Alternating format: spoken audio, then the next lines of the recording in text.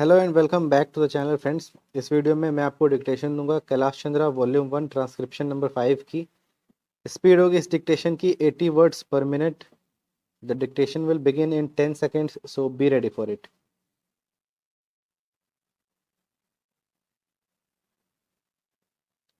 5, 4, 3, 2, 1, start. The Industrial Policy Resolution of 1948 was good so far as it went. But unfortunately, the spirit of it could not be understood or appreciated by the common men in this country. So, a new orientation of this policy was given, and the Honorable Prime Minister, after his return from China, publicly declared that the future policy of the country, or rather the future pattern of society, will be the socialist pattern. That was further emphasized by the resolution passed at the Avadi session of the Congress and later reiterated by Shri Dhebar, President of the Indian National Congress. I am very glad to say that the spirit of it has been caught by the nation today. If I may say so, the nation has taken up the challenge for securing the socialist pattern of society. It behoves all sections, both inside this house as well as outside, without having mutual recriminations, to try and propagate in a sincere manner and establish the socialist pattern of society indicated by the statement of the great leaders of our country. It may be relevant and pertinent if I refer to a few sentences from the memorandum presented on the 4th June 1939 by our Prime Minister, who was the chairman of All India Planning Committee, which came into existence when there was provincial autonomy in the provinces. On pages 39 and 40 of that report, he stated, "It is clear that the drawing up of a comprehensive national plan becomes clearly an academic exercise with no relation to reality unless the planning authority, or those to whom it is responsible, are in a position to give effect to the plan. If this authority is powerless or circumscribed or restricted and has limited activities, it cannot plan. As essential prerequisite for planning is thus complete freedom and independence for the country and removal of all outside control. This implies that the country possesses in itself full sovereign authority to take any measures, adopt any policies, and form any relations with other countries as may seem best to its governing authority in the interests of the country and its people.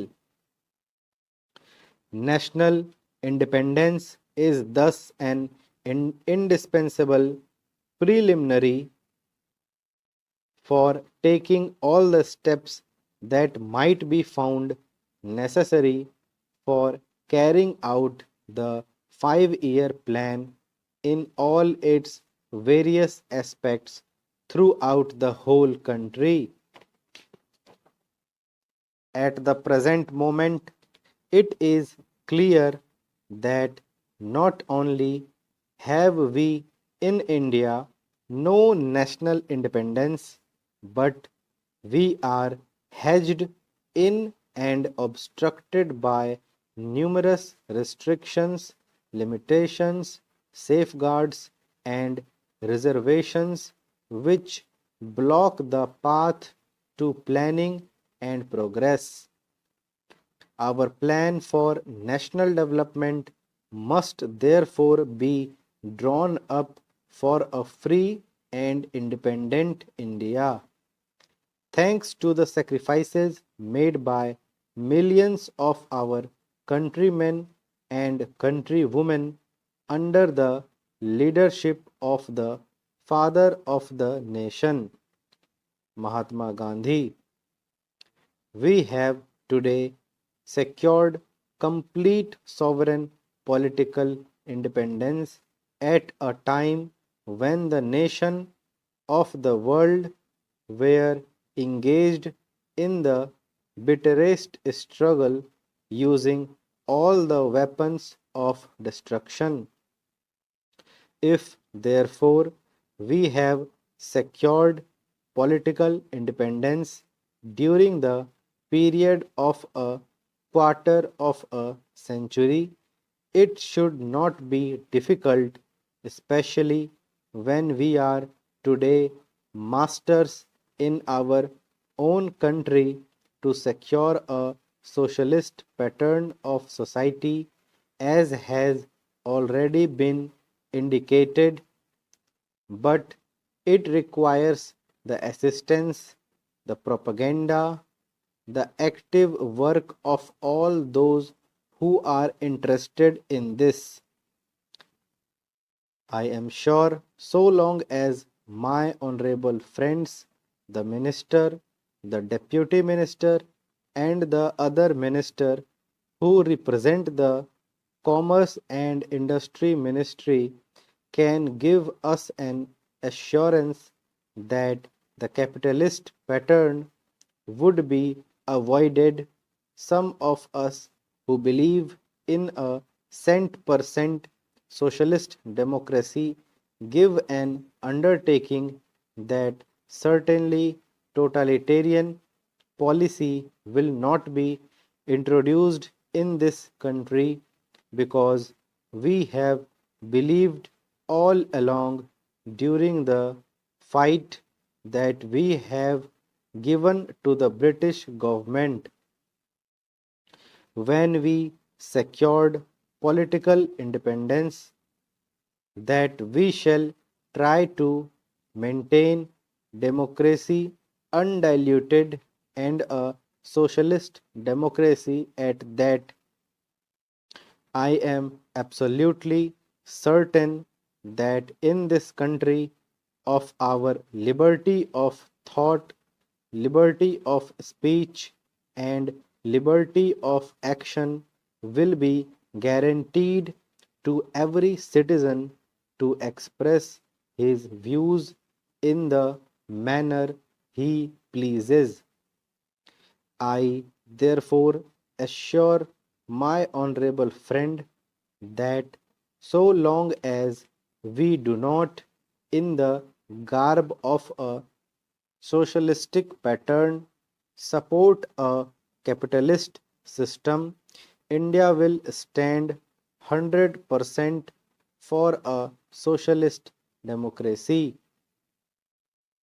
Now, luckily for us, the fundamental rights of the Constitution have declared that a citizen would be assured of many of the social amenities which will give reasonable comfort from the womb to the grave.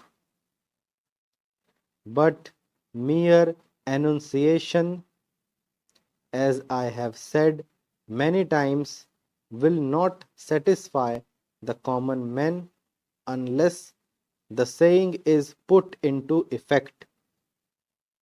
I am absolutely certain, therefore, that so long as there is a determination on the part of our countrymen, we will be in a position to secure a socialist pattern of society.